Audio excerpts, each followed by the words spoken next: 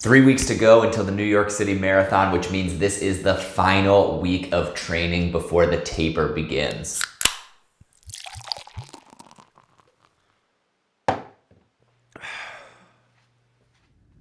Cheers, y'all. How's it going? I realize it has been a while since I've done like a formal training update, just letting y'all know how things are going with training, how I'm feeling about the race, and just kind of overall status update, as well as kind of going into some of the plans for race day. I know I've talked about it here and there, but wanted to go a little bit more in detail, let you know what my training looks like right now for the rest of training these last 3 weeks before the New York City Marathon, as well as what race day is going to look like. If you've been following some of these updates or following me, you know that my training cycle for the New York City Marathon has been anything but consistent. My wife and I have had an incredibly busy and hectic calendar for the summer and fall. So I've just had a really hard time keeping on track with my training, and most specifically hitting all of those long run goals, which are so important for marathon training. Just to make sure your legs are ready for the brunt of the marathon distance, but also mentally as a confidence booster, increasing that long run so you feel more comfortable going into that 26.2 mile run on race day. So that has definitely been extremely difficult for me. I mentioned in my video for the Smutty Nose Half Marathon that was a huge confidence boost, just because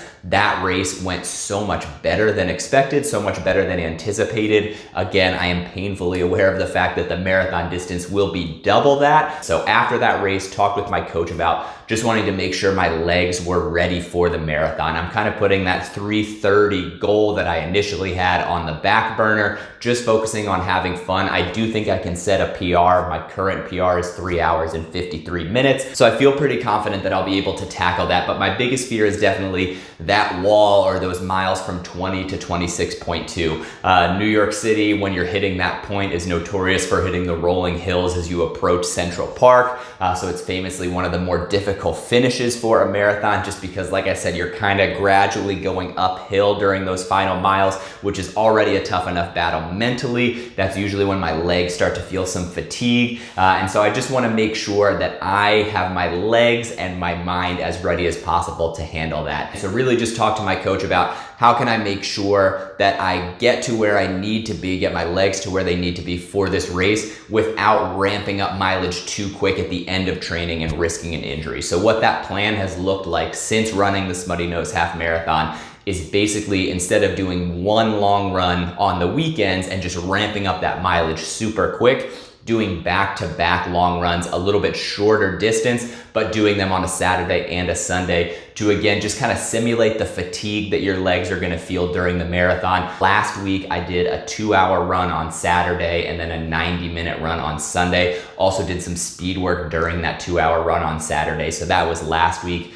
This past weekend, I did 2 back-to-back 2-hour runs, so about a half marathon each for both of those. And then this coming weekend, my final long run before the race is going to be a 3.5-hour run. So I probably will try to hit or get pretty close to 20 miles on that run. That's where I'm at right now. That's what training looks like. I've been doing some speed work throughout the week as well, mostly like steady state running, so longer duration runs, but with some speed work mixed in between, which I really enjoy. I'm able to, I feel like, hit those workouts really hard, and I generally feel pretty good after those runs. So looking forward to more of those this week, capped with the long run, and then the taper begins. And as we approach the taper, it is time to start looking ahead at those final details falling into place for the race day itself. All of the runners got that email this week breaking down all of the details for race day, what your start time is, ferry time, etc., all that good stuff. And it is not as pretty or as seamless as I would have hoped. My start time is going to be 9:55 a.m., so basically 10 a.m. I am technically in orange group,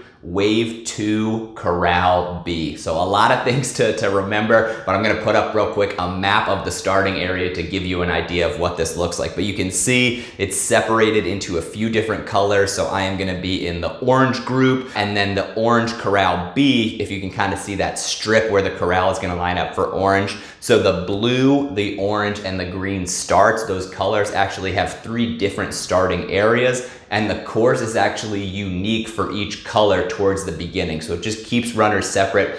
gives them more space. And then once you get over the bridge through a little bit of Brooklyn, the runners have spread out a little bit more. Then all of those will come together into one course. But it is actually 3 separate courses towards the start of the race, again, just to create more space for runners to allow more people to start at one time. So that is my start, 9:55 a.m. Not the end of the world, but what makes this what gives me an additional challenge is my ferry time, Staten Island ferry time to get to the start is 6 a.m. So that is very early. Again, something that I was relatively prepared for. I had heard about that from a lot of folks that have run New York City in the past. So if anybody is watching this who has run the marathon in the past and has any tips or tricks of ways to occupy your time for those probably about 3 hours that I'm just gonna be sitting and waiting for the start. Obviously, I'll run a warm-up mile closer to the start of the race, gonna keep hydrating, keep up with nutrition, etc. But 3 hours is a long time to just keep myself occupied. So any tips you have for things to take advantage of or things to do around the starting corral, definitely let me know. In terms of goals or race strategy, so I mentioned my current PR is a 3 hour, 53-minute marathon. I believe that's like an 8:50 pace, if I'm not mistaken. If I wanted to hit 3 hours and 30 minutes, that's an 8-minute mile pace,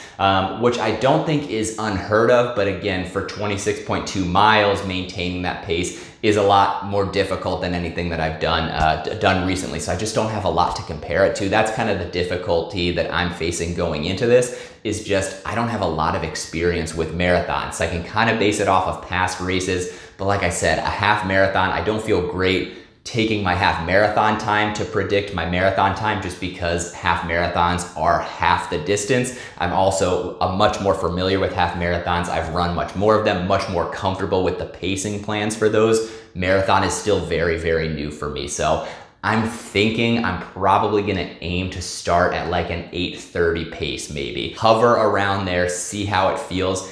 If it's very comfortable, feels extremely easy, I may drop down maybe to like 8:25, 8:20 for those early miles. But I really just want to go very, very conservative for the first half of the race. I basically want to get to the halfway point feeling like my legs are still extremely fresh. At Smutty Nose, I started that race at an 8-minute mile, and it felt incredibly comfortable. It felt very easy, like I could just keep that pace going forever. I know the adrenaline of the New York City start is definitely gonna be a factor, which is why I wanna force myself to start pretty conservatively and then wait for a few miles to kind of reevaluate how I'm feeling. Again, I know the end of that race is gonna be where it gets particularly challenging, but hoping to get down to like that 8:20, 8:15 mark. That's kind of an overview of where things are at now, how training is going, and what race day looks like. As we get closer to the race with more specific details, as well as how you can follow along. One of my favorite things about the New York City Marathon is I think it's one of the greatest races for spectators, both in person but virtually as well. They do a great job allowing you to track runners on the course and kind of animating their avatar as it winds its way around New York City. Fantastic, fantastic race to spectate from afar. So I'll make sure to provide all of those resources as we get closer to the race. But just getting more and more excited every day. We are less than 3 weeks away now, so it is getting so close, and just can't wait to run. So thank you all for joining me and for continuing to follow along. As a reminder, if you are interested and haven't ordered one already, I'm gonna be selling the New York City 2021 sweatshirts up until the race, and so I'll be ordering these after the race itself. It's got the 2021 logo on the front and then a map of the marathon on the back. Very excited about these.